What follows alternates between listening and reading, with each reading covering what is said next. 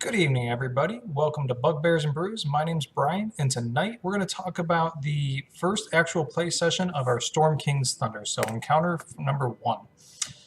So it started off with the party heading out to Nightstone to fulfill Vander's contract or obligation to Lady Nander in Nightstone to work with her to try to alleviate the issue that's going on with the Moon Hills. They still didn't know what the issue was going into it, so that's something that we'll talk about a little bit later.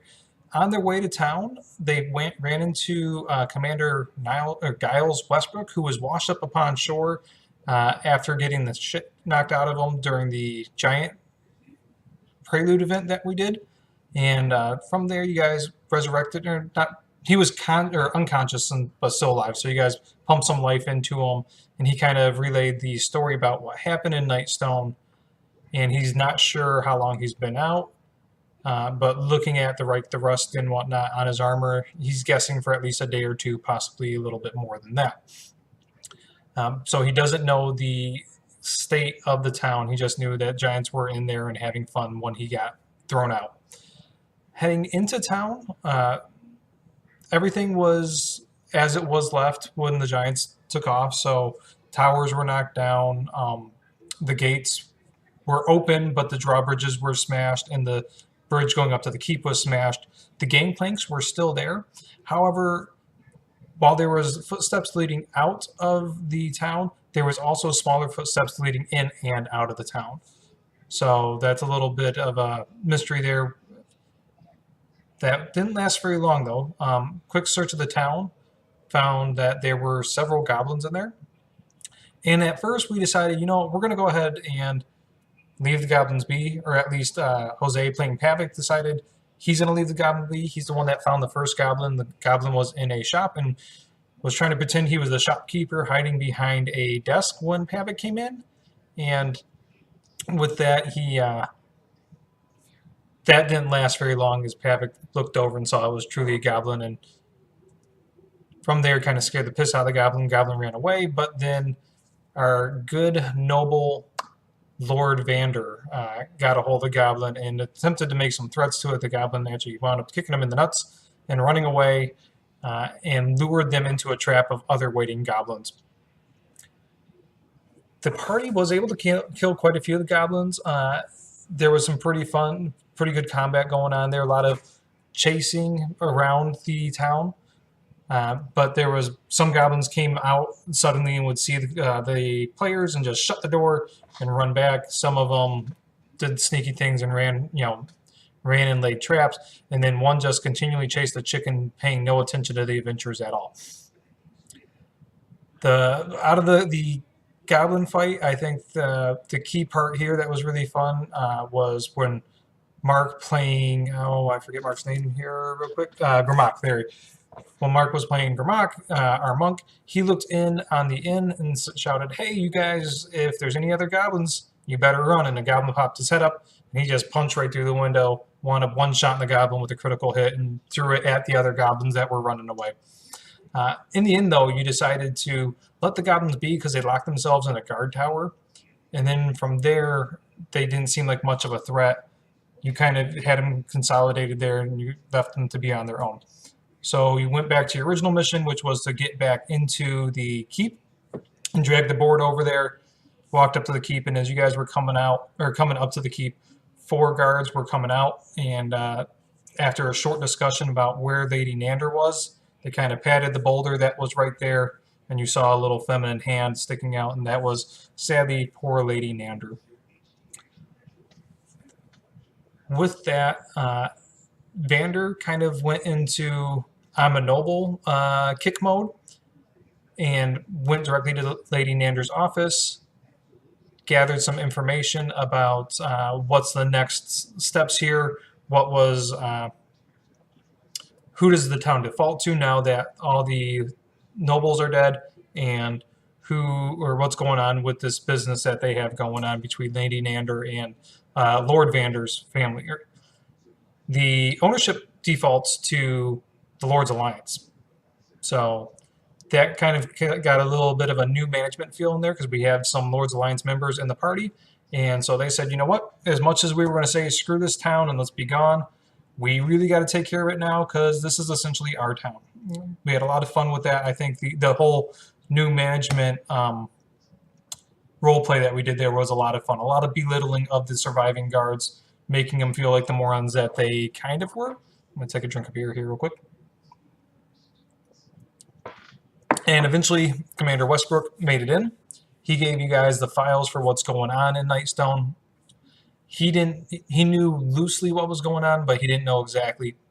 And even the files itself didn't give a whole lot. Just mentioned that something was taken from, or the Night Elves are claiming that something was taken by Lord Nander.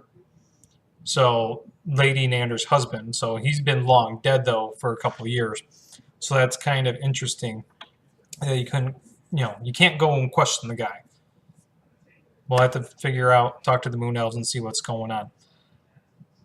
After that, let's see here. You went and you met a lady by the name of Kella Darkhope, who seems to be some sort of noble visitor awaiting a hunting party there.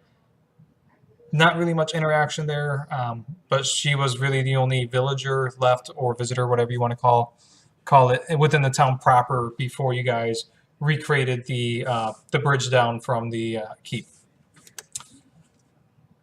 Let's see here. Anything else fun happened in town? Oh, there was the Tressum, finding the Tressum, and then making sure a guard is on duty for keeping that Tressum alive, because the Tressum is the pet of the scribe, and new management thought, you know what, we want our scribe to be happy because the scribe's going to be the one keeping our books, so let's make sure that this Tressum makes it alive. Then had a nice long rest as the town guards went ahead and restored the planks, or built a new plank, I should say, because when you guys let the Goblins be, they eventually snuck out of town as you guys were in the keep for several hours, and they went and took all the gangplanks away and pushed them down river, so you guys were essentially stuck on this island. So it gave them a couple hours to get away as you guys had to rebuild the gangplanks and get back over across the water. Leading into that there, we ended the session with arriving at the cave system that the villagers retreat to whenever there's times of trouble. Took a little bit longer due to some poor survival checks, so it's about midday when we get there. So that's where we wrapped up. Oh, and I almost forgot. How could I forget this? Man, during the whole post-new management, you guys had your trade goods that you want to get in from your cart. So you got your goods all shipped into the town, but you didn't want to leave your mule breeches out there.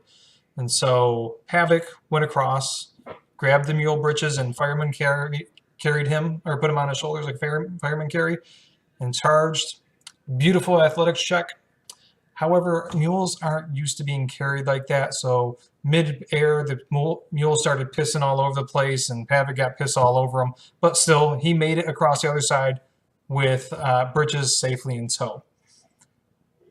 The one thing we never mentioned, and I would say just because it wouldn't make sense for a mule to really go in the forest, kind of non-track wise, breeches stayed in town. That way, Havoc didn't have to worry about doing another athletics check on the way out. We don't have to forget, don't have to remember about doing that. So for the moment, breeches is hanging out in town because that's the safe spot for breeches to be. Housekeeping. Level up to level 2, I think I mentioned that already. So like I said, we're going to be rapid fire. It's going to be like level 1, maybe a session at level, or at least one session at level 2, maybe 2 or 1.5. It's like I said, it's going to be really rapid fire up until we hit level 5, and then from there it's going to slow down a bit. And then for the players that didn't send me your magic item wish list, go ahead and start thinking about those. At least one item from each table that I sent you guys. If you want to send multiple, that's great. But I at least want one of each, preferably by next session. The later ones, like the H and I's and that kind, I wouldn't be too worried about. But like the A, B, the early ones, A, B, C's, go ahead and try to get those to me because I think we're going to have some tables coming up in the very near future. Overall, for the very first encounter, I had a lot of fun. I'm really looking forward to this campaign. I think everybody's meshing well. Everybody's role-playing great. The dynamic with Don playing the jackass kind of noble who thinks he's better than everybody is going really well. And it's nice with playing off with, what's Eric's, Leo Vorel. So with Leo Vorel being the kind of buddy to Lord Vander and the kind of financial backer, that's been a pretty good dynamic there. Grimlock, he's still finding his way in the group, but still some good role playing. And Pavic is using his giant stature to size. Speaking of giant stature, there was a little bit of worry from Commander Westbrook when he first saw Grimlock, because Grimlock was the one that healed him. Or sorry, not Grimlock, Pavic. Sorry.